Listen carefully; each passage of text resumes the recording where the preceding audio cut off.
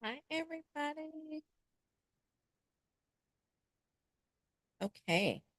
Well, show me. I'm like talking to myself on here. Make sure we can focus. Hi, everybody.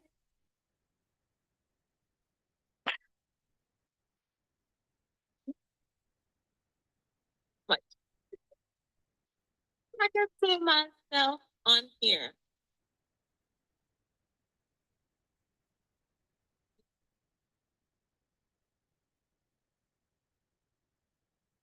All right. So I can hear myself and you can hear me too. All right. Hi, everyone. How are you? We are going to jump into this. I am talking about 6 ways to get the most out of your time. And so this will be a kind of this will be a training, a three-part training. Let me get my supply. So if you watch the series, the most recent series, okay, thank you. If you watch the most recent series, it was kind of like a training. And so I wanted to do something similar to that.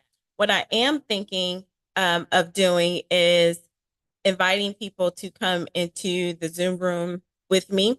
And so if you're interested in doing that, let me know down below and we can continue the conversation because I want to make these, a little tighter for people. So if you're in the Zoom room with me after we say goodbye to the live stream, then you can continue to ask me questions specifically around that topic or maybe something else. And so we are talking about, I did this training before and I put it in my kind of vault. And you can go to Dr. Vernita Glenn White dash Master Coach U. The information will be down below after this uploads. But I was like, well, let me unpack some of the things that are in the vault that may be beneficial to you, especially as we are heading up to the half year mark. Can you believe that already a half year mark in of 2024? And some of you may be looking around like, oh my gosh, I have not hit any of my goals yet. I haven't accomplished anything. And you may think, this is the time when people say throw the whole year away. But this is also the time where people are, you know what? I'm not going to be able to show you what I wanted to show you because I did not grab a marker. That's okay. Just follow me when I tell you this. I was prepared with everything except for the marker. So maybe I can show you on my phone. Can I share screen? I don't know if anyway. So this is the time where people are either planning or reinventing themselves, refreshing themselves, and I am going to say that don't let your brain take a summer break. And I use a lot of those terms because my background is in education. So a lot of it is like, we conditioned to take summer off. If you've been feeling like, oh, I need to relax around the summer, just know that in your DNA, if you went to a lot of school, you've been kind of subconsciously trained to relax over the summer. So that's probably why you're feeling like a kind of dip in your motivation or your energy or things like that because you've been trained that way. So there's nothing wrong with you. You just got to work through it just a little harder or a little more than others. All right. So let's get into these strategies and break them up. This is something I realized that I love a good planner. I have so many planners. I've tried all of the planners and it was like, oh, this one doesn't work for me. Or why doesn't this one work for me? Bullet journal, Cultivate Now, Focus Calendar, the ones that you get from Target. I got one on Amazon. Like some of them are really, really great. And then I always find myself like, oh, let me switch it up, or I don't fully commit. The closest one I did was the full focus calendar, and I probably would get back into that because that allowed me to focus only on 90 days at a time. And so I didn't feel like, oh gosh, a whole year. But then I had to remember when I was in school, and you can probably relate to this too, you were able to plan your life around even the school calendar when they gave you one, you had your little highlighters, your markers, and you put your things in there. And you, as a 18 or 20 something year old, you ran your life like that. You had school, you had organizations you were a part of, you had friends, you had to make time for family. You did all of those things.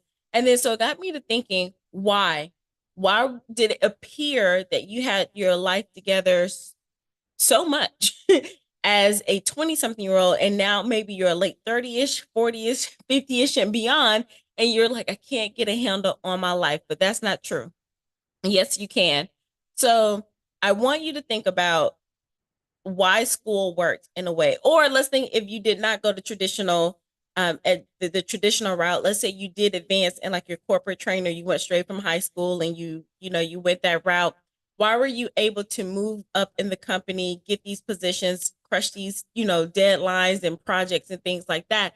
Is because you had one focus. You kind of had an idea about how long it would take, and you were okay with that. There were some things you probably sped up, to like, I want to get this done, sooner, quicker, faster, but there was a window of time. In school, you had 4 to 3 to 5 years to finish undergrad, maybe, your master's degree, or if you knew you were going to, the VP route, starting at entry level management, it may have taken 5 to 8 years. You want to be a doctor, it's going to take this amount of time in residency. So you planned your life accordingly, but you were able to identify a goal and a timeline. Now, there are some times I know for me when I've made, I had these big goals and I was like, I put a timeline on it and it's like, oh, I didn't hit it. It sucks. Or I suck. I can't. What is happening? One, it goes back to our previous series. Are you committed to that vision? So if you are not committed, then maybe you want to commit, because if you're not, no, you need to commit, because if you're not committed, then it doesn't matter what strategies you put in place, because you won't do it. So then now you're committed. Okay, now you're focused. And now you have to really backtrack and hold yourself accountable. This is where I know I fell off in certain areas and why I succeeded in certain areas. And then, okay, Bernice, you can transfer those skills to other areas. And so I realized, I'm going to, at first I was like, I don't want to keep using my degree as an example, but it was a breakthrough for me to understand how to catapult now this business side.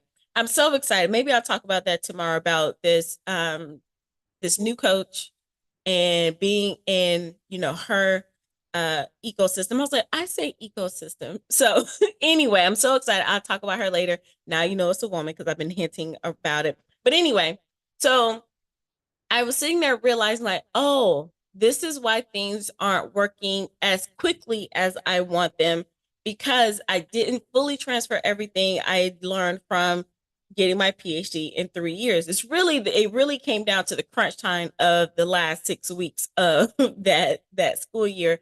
And then I realized, if I can do something in this short amount of time, I can do anything else in a short amount of time.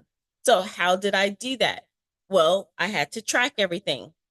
But I'm not going to go through every single thing like that. But I am going to tell you these 6 tips. I called them, this was the training when I first put it out there, 6 brilliant strategies to optimize your time. And really, it's about how to lesson plan your life. That's point blank, period. My background is education. I was like, why am I running from that? It really is to lesson plan your life. And then here's the thing, if you're trying to start a business and you're like, why isn't it working? This is something I discovered. I'm just going to say it because I think I was going to save it for yesterday, but I'm too excited. I just realized that there was a difference between business development and a business coach who's more like, who's an actual business coach and strategist. And I was like, at first, I didn't want to talk to people about business. I was like, because I'm still like growing my business, but it wasn't about that. That's where you get an actual business coach who really talks about marketing and strategies and sales and things like that, finances, how you multiply and grow and things like that. That is very specific. And I was like, I don't talk about those are the things that I invest in to really learn, and I'm moving in that direction.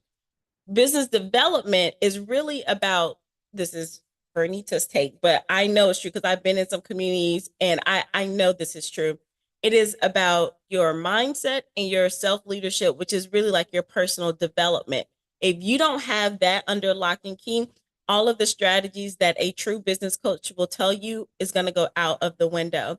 And I was like, I do this because schools, when I was even as a college professor, a coach, an academic coach, and I think I said consultant, though, schools and universities are businesses.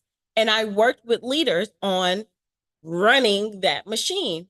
And I didn't have to teach them all the insides and the in and outs of that, even though I have a background in that. But I was like, it is the same thing. Like, why aren't you growing this business? Because you are this business as a school, because there are some things you need to develop. And it's really your mindset and your self leadership, which is your personal development. And then you can, it goes, you know, get the goals sooner, quicker, faster. All right, we're going to talk more about that. Let me know if you want me to expand on that. Let's get into these strategies, what you came for. I'm only going to share two of them, and you're just going to have to listen because now I can't get up to go get my marker. I was like so halfway. I had my board and my marker and my little spray. I mean, not my marker, my eraser and my spray. No marker, and it's way over there. All right, so I'm going to tell you some of these strategies, and I'm going to tell you where I got them from. All I did was combine them and a workbook. And you can go get that full workbook at drvernitaglenn-white.com/ master coach you. And I'll put that information down below. Can I type it here on? Okay, I'll get to that. I'll put it down below. All right, so let's do the first one. So I got this first one from Michael Hyatt, and he's the founder of the Full Focus Planner. Some people hate it, some people love it, some people, I mean, it is a hate it or you love it. My sister got me the subscription to it because she was like, you need some help. Because I sometimes it's like if I focus too broad, like I love big picture, but then sometimes you can stay so much in big picture that you don't like bring it down and really focus. And I think that's what a lot of us forget as we transition out of our schooling environment or a place that was so structured and we get out here all free and loose in life. There was a structure you had in place when you were going to school, when you were working in your career, everything was on a timeline and you had to track. And we forget that. So if you're trying to grow a business, start a business, work on your health and fitness, work on your relationships, work on your mental stability, whatever you're working on, you have to put it in a structure. You have to have a system around it and you have to track it. That is how a lot of us were successful. And if you're feeling, unsuccessful, and I put that in quotes, if you're feeling that way, it's because you forgot how you thrive. This doesn't work for everybody. You'll hear people with different approaches to things, but you have to know how you work. And I guarantee if you've been traditionally trained, probably above at a master's degree and above, or you're at some high level in a corporate job, that is what you are missing and you're not transferring that skill. So Michael Hyatt and Full Focus Calendar, I call it the not because I don't have it. I said the time integration plan, but I forgot what he actually called it, but he focuses on a morning ritual. A lot of us can do a morning routine. So you need to put a morning routine in place. Don't feel any type of way if you're going on YouTube and you find these people who have stacked morning routines. I have a stacked morning routine and I can tell the difference when I don't. My morning routine may be 3 hours long, but that I have that space and time to do that at this moment in my life, in my calendar when I do it. And then there are some people who may have a 30-minute morning routine. Don't judge yourself. You need to do whatever is going to make sure that you are at max capacity and laser focus to really hit what you're going to hit. So you need to have I'm not going to say need. It is suggested that you have a morning ritual, something that you do to get yourself going. Then you do a startup routine. So he has morning ritual, then startup routine. He labels them as two different things. I think a lot of people try to put those things together and they still end up being frazzled and things not working out. Now, keep this in mind. All of this still relates to how you're planning and setting up your life, why you're not adjusting to your goals, because you'll make a plan for something, you'll have your goals and you put them away, or you'll have a morning ritual and then you do it, but it has nothing to do with your vision and the goals that you want to accomplish. They have to go together. When you were planning in school or going up in your corporate job, everything that you focus your life around was to hit the results of graduating, getting the promotion, etc. Right? And again, the same thing. If it's fitness, if it's business wise, whatever it was, all of those things were related. If you are a parent and your morning ritual and startup routine is going to be focused on how you want to develop your child or your children or your family unit. So you have to keep those things connected. And I was like, oh, that is a missing puzzle piece. All right, so morning ritual is different from a startup routine. How are you going to begin your day? Set up your desk if you work from home, or if you go to an office again, are things in place so that you're not scrambling. Clearly, I didn't do a startup routine because I would have had my marker in place. But, I went with the flow, but guarantee it would be here for the next one. So morning ritual, startup routine. Then you track the amount of time that you do it. This is the thing. Some people, when I work with clients and I have them track, they're like, "Oh my gosh, I want to change my schedule." And I was like, "Don't change it for 2 weeks." And I think Michael Hyatt, or one of the people I'm going to talk about, suggested that do not change it for 2 weeks. Do it and just track it and monitor it, because if you keep changing it every time you don't like something, you're not going to know what to tweak. So commit to a morning ritual, track how many minutes that you spend doing that. Commit to a startup routine, track how many minutes you do that. And then a shutdown routine. This was key. And I was like, oh, I never thought about that. And when I shared that with some of my clients, they were like, oh, yeah, because I just close the laptop and be done. But you want to, depending on what you do. I had one client who was saying that, she would always bring work home, and she has a husband, she has kids, and she would find herself still working, putting the laptop up, holding the baby at the time. Her husband's trying to talk to her, but she was like, let me just get this last thing out, even though she has spent all day at work. So then, even when I mentioned this to her, and I was like, hey, have you ever considered a shutdown routine? And she was like, what? I was like, okay, I'm not the only one who didn't know about this either. So we got there when we because it was during the VIP day. So I had a lot more time to go through a whole bunch of stuff with her at once, right? So we didn't have to spread this out. Sometimes you need stuff to move quick. So we did a shutdown routine, and then she put things in place. And I was like, you have to commit to this, because now that's going to impact your relationship with your child, your relationship with your husband. And then that way you just shut it off and don't have any guilt about that. So she would follow up with me and let me know, because it's one thing to make the plan. Then I was like, no, I need to make sure that you're going to follow it. That's one perk of working with a coach and a VI, and especially with the VIP day, because you can get multiple things in to track anyway. And so she did it for a couple days, and then I was like, just keep me updated on the progress. And she was like, oh my gosh, my stress level went down. I wasn't as anxious, or the biggest thing was I did not feel guilty if something did not get accomplished. But because I knew I was going to shut down at a certain time, it made me more productive during the time that I had at work. So I was like, yay, it worked. So a shutdown routine, if you're physically going at work, how do you shut down? Close all emails, organize your desk. What's some other things to do a shutdown routine? Uh, I don't know, write down what you did accomplish, or write your 3 priority tasks that you're going to do the next day. Whatever you're shutting down at the office, or even if you're working from home, have a time where you shut down so that your brain knows we're going to switch to something else. Then he adds an evening ritual. Again, I think a lot of us would do a morning ritual and or a morning routine and an evening routine, ritual routine, switch it out. But a lot of us would do that, but we wouldn't have those startup and shutdown times. So now that you've shut down, your brain is off. Now you can focus on how do you wind down. Some people may want to go work out in the evening. Now you can do that without work being on your mind. Some people truly want to do self-care and not self-maintenance, because people are like, anyway, that's a different conversation. So self-care, where, okay, I'm finished with work. Now, what is the book I want to read? What is the painting class that I want to take? I always wanted to do pottery. Now I have the freedom and space to do that. And maybe you do that for a while to relax you, to calm you down, to fit some things in. And so you can shut down. I know you're like, well, why would you do activities in the evening? I don't know. Some people do. Some people, if they can't, if it's jam packed in the day, they still allow themselves that time. And it's part of, I know someone literally, they just sent me a message. They just started back painting. I don't know what time they're doing it, but it's fit into their day. And I'm pretty sure with their schedule, how things are going, it is something that calms them down.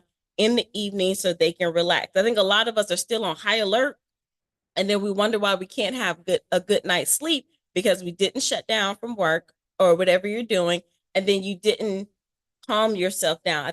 I believe there's a difference between shutting down and then calming down so you can have a great night's sleep. And however many hours it takes you or minutes to do those, track those as well. All right, recap. So from Michael Hyatt, Full Focus Calendar, morning ritual, write every little step down. It's going to feel tedious. But here's the thing, if you're not getting the results that you want, then try something new and then commit to that for a while. I think a lot of us give up where when we went to school or we were going for whatever the goal we had and we accomplished it, we did these things. This called progress monitoring. We tracked it. We looked at it. Oh, this didn't work. Let me stay the course. And because we knew the end result. The problem is you haven't really committed to your goal. There's no end result anymore. So you're just out here. So morning ritual, startup routine, shutdown routine, evening ritual. Write down some things that you want to do, see how long it takes. I would say bookend it. Do it, and then you can fill in the middle of your day and then adjust accordingly after 2 weeks. All right. Whew, that was a long one.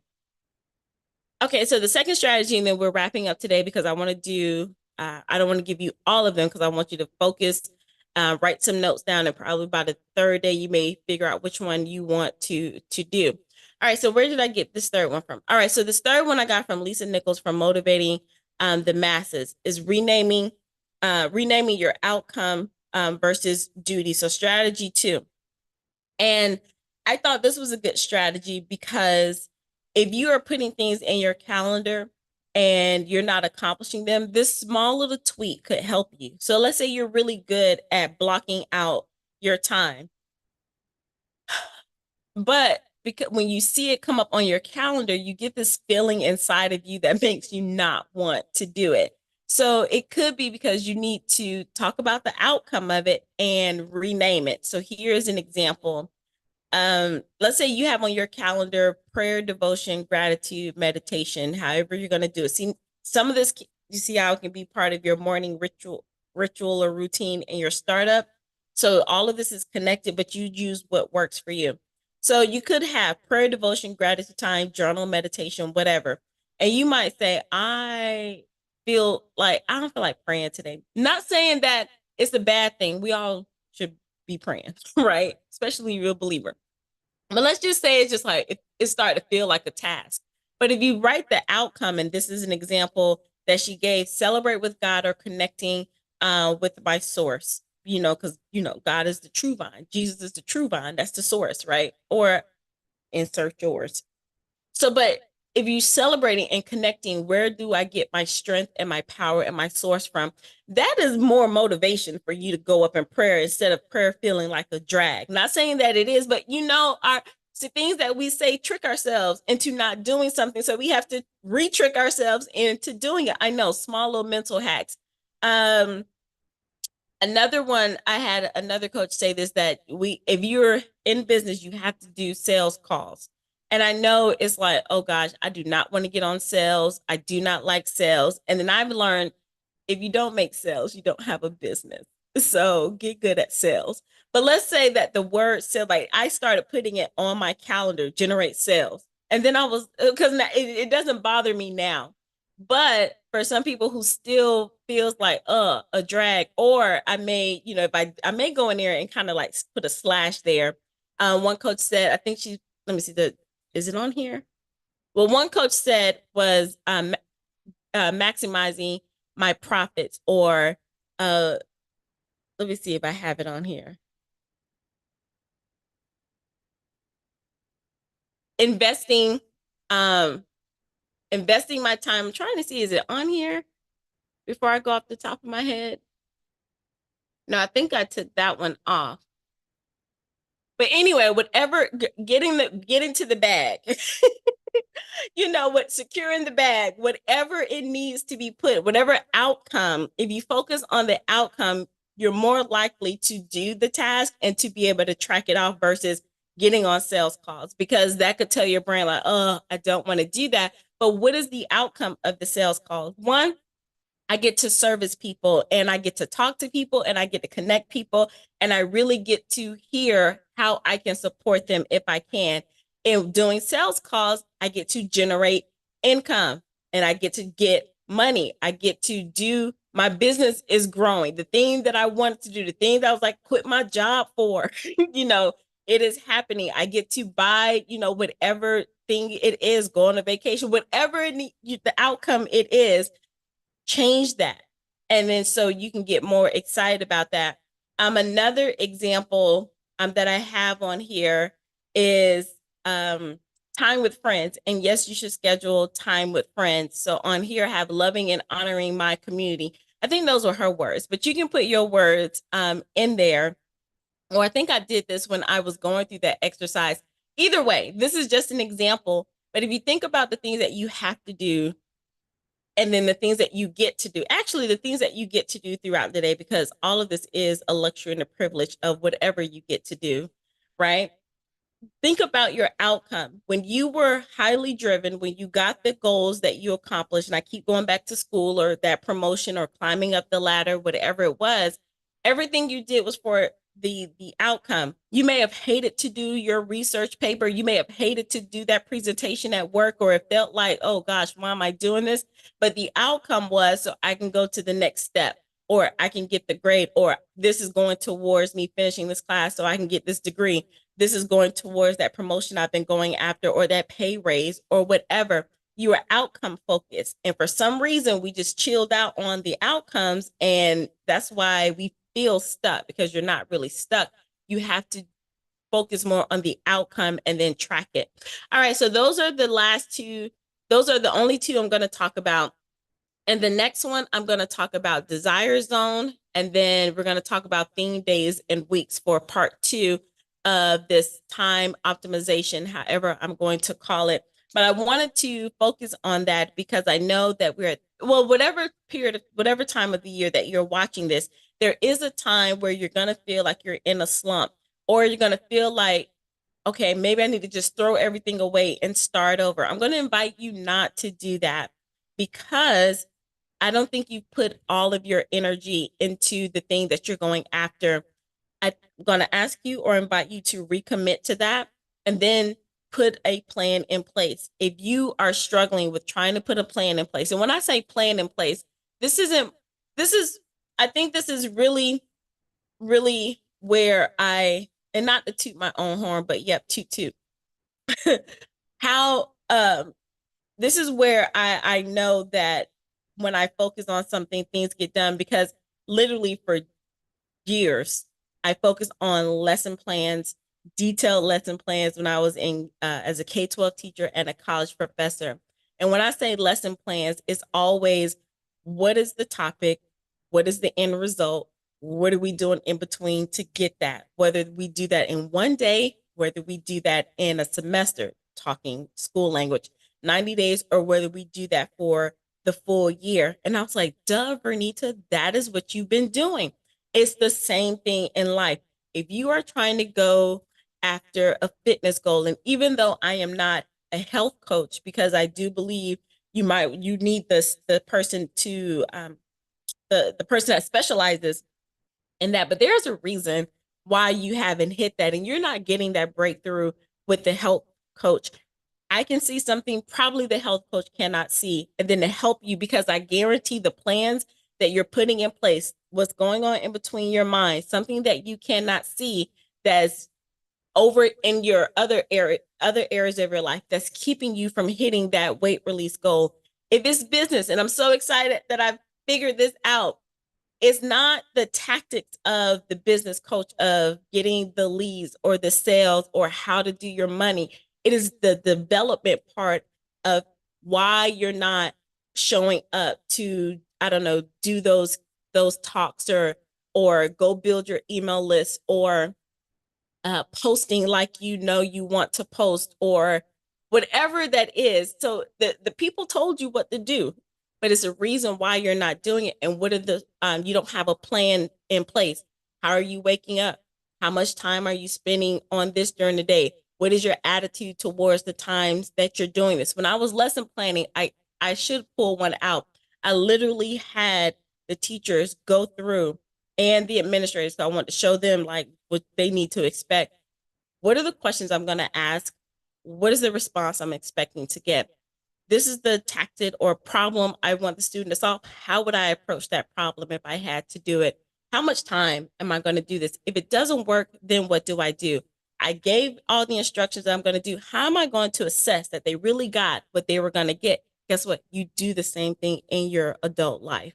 And I was like, brilliant. So if you want support in that, you can go ahead and book a call with me and let's have a chat. You don't have to feel obligated to do anything. But if you come on there and I ask you some questions and it opens up your world, that is worth it to me. So give yourself the gift of a call. And in the meantime, in between time, make sure you like, comment, and share, and leave your comments down below. Don't just say good job. Tell me what stood out to you. Tell me which of those 2 strategies that you're going to implement, or you can tell me, nah, I'm going to wait for the next one. Those don't really work for me, and then tell me why. All right, make sure you have an awesome and brilliant day wherever you are, whether it's the beginning of your day, middle of your day, or ending your day. Remember to be well, to be empowered, to be bold, and to be brilliant. The information for if you want the full workbook, it is in the vault of the Master Coach U. So drvernitaglenn-white.com/Master Coach U. And then other ways to connect with me will be down below. All right. So I will see you all on the next one for part 2 of making our plans and getting the most out of our time. All right. Bye.